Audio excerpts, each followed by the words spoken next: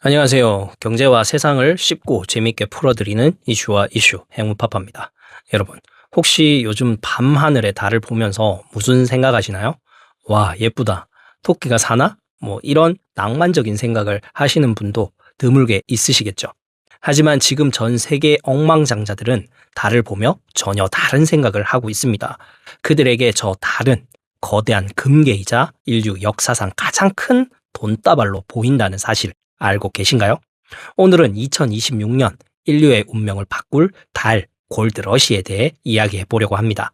왜 머스크와 베이조스는 그 먼 곳의 돌덩이에 자기 재산의 전부를 거는지, 그리고 그 속에서 우리 대한민국 기업들은 어떤 기회를 찾고 있는지 아주 쉽고 재미있게 풀어드릴게요. 자, 안전벨트 매시고 달로 출발합니다. 이번 주 뉴스 보셨나요? 드디어 아르테미스 2호의 로켓이 발사대에 섰습니다. 여러분, 그거 아십니까?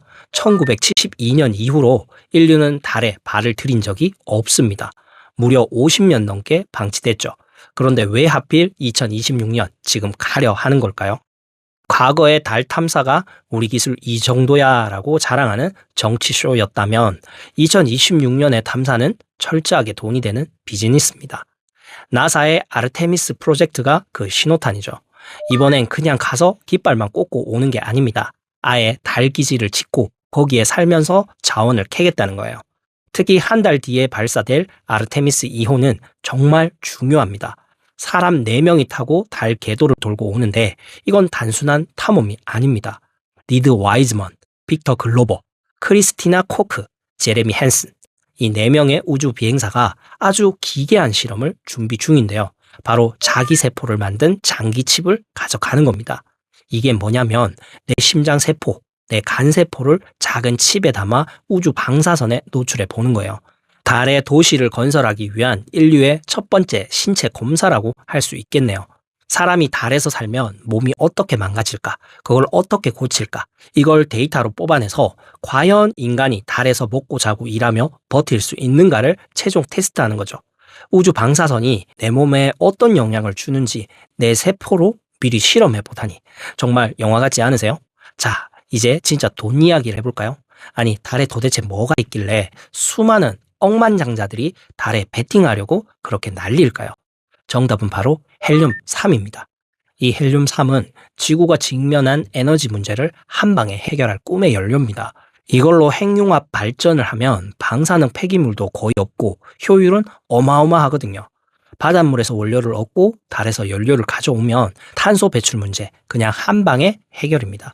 가치를 따져보면 1kg당 약 260억 원. 계산해 보니까 셔틀 한 대 분량인 25톤만 있으면 미국 전체가 1년 동안 쓸 전기를 다 만들 수 있다고 하는데 지구에는 거의 없는 이 헬륨-3이 달에는 무려 110만 톤이나 묻혀 있는 것으로 추정됩니다. 이걸 선점하는 사람이 미래의 에너지 패왕이 된다는 건 두말하면 입이 아픈 소리겠죠.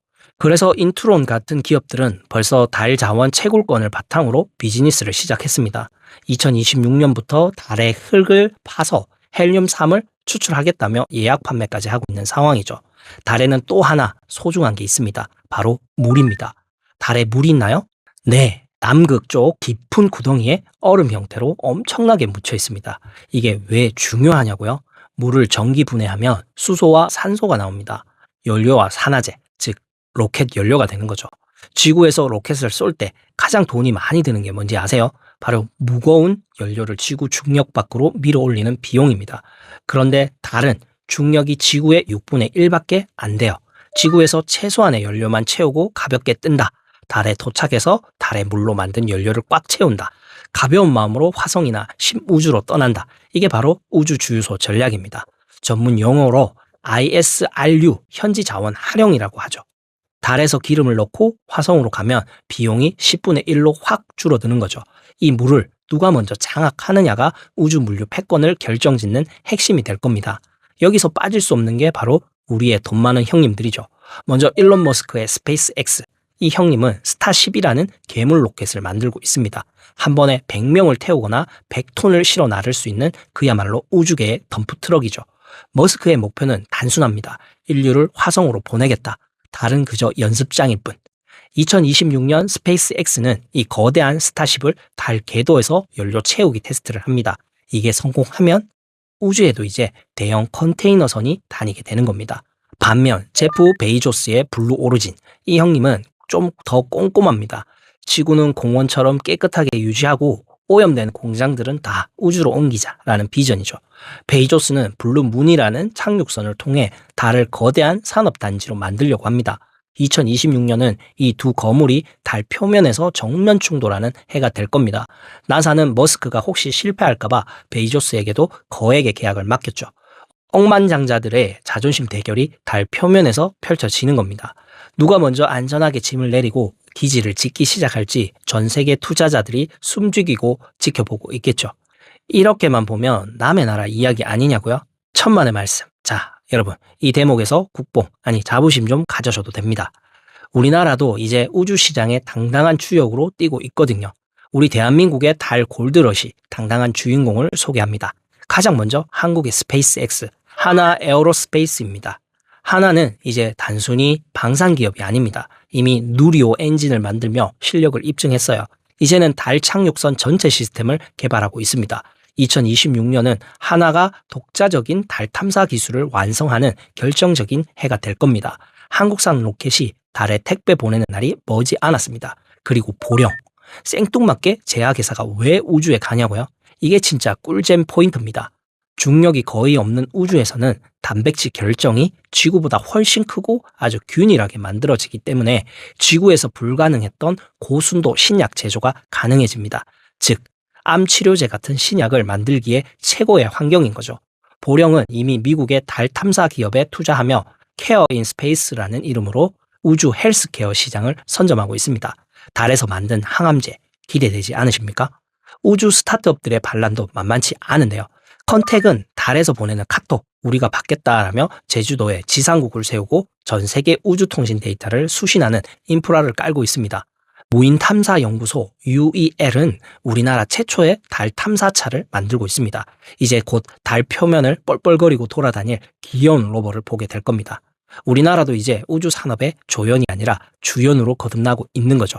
여러분, 15세기 대항해 시대에 위험을 무릅쓰고 배를 띄워 바다로 나갔던 나라들이 이후 수백 년 동안 세계의 부를 지었습니다. 지금 억만장자들이 달의 돌덩이에 베팅하는 건 그게 수십 년 뒤 수천조 원의 가치를 지닌 금덩이가 될 것을 알기 때문입니다. 이제 밤하늘의 달이 조금 다르게 보이시나요? 저 달이 그냥 돌덩이가 아니라 우리 인류의 새로운 미래이자 거대한 기회의 땅이라는 사실. 만약 여러분에게 달로 가는 티켓 한 장이 생긴다면 여러분은 거기서 어떤 사업을 해보고 싶으신가요? 댓글로 여러분의 상상력을 나눠주세요. 이슈와 이슈는 앞으로도 여러분의 경제 지평을 우주 끝까지 넓혀 드릴 수 있도록 재미있는 소식 가득 들고 오겠습니다. 오늘 영상이 유익하셨다면 구독, 좋아요, 알림 설정 잊지 마시고요. 지금까지 이슈와 이슈 채널의 행운파파였습니다. 감사합니다.